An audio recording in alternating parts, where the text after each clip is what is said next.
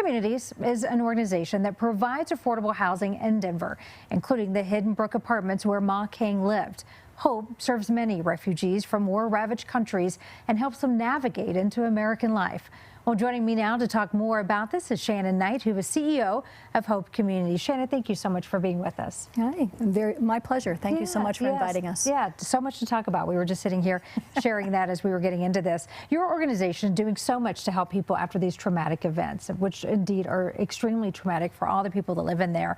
The work you're doing with this relations with public safety officials, like visiting a 911 center in that area. Right. We've been doing so much. We had to build trust. We had to inform the community. And really, we had to advocate and push for change in that community. There were inequities in service and response time. And so we have been meeting with the Denver Police Department, 911 centers, and the community for some time to effect some change. One of the things we identified very quickly was that there were flaws in the 911 system that were significant.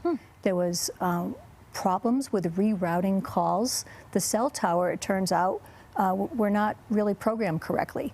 And Director Dameron, after some insistence by the community, looked into it and found that he could make a change pretty quickly. And so he was able to do that.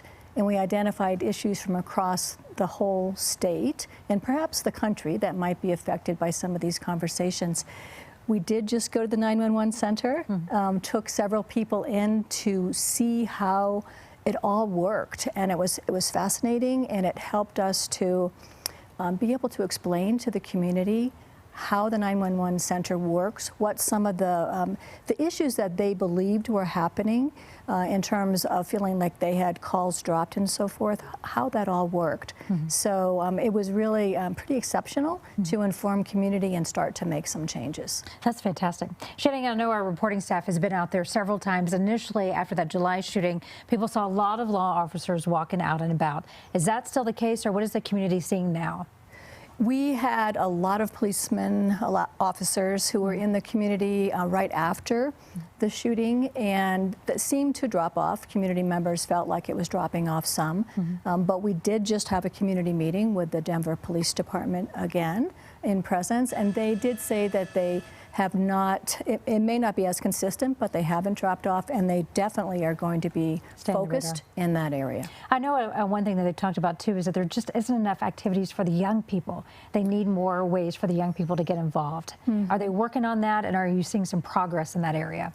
Well, we identified the fact that this is one of the neighborhoods where there is no real infrastructure for youth. There's no rec center, there's no library, there's no community center, and so our nonprofits are filling the void.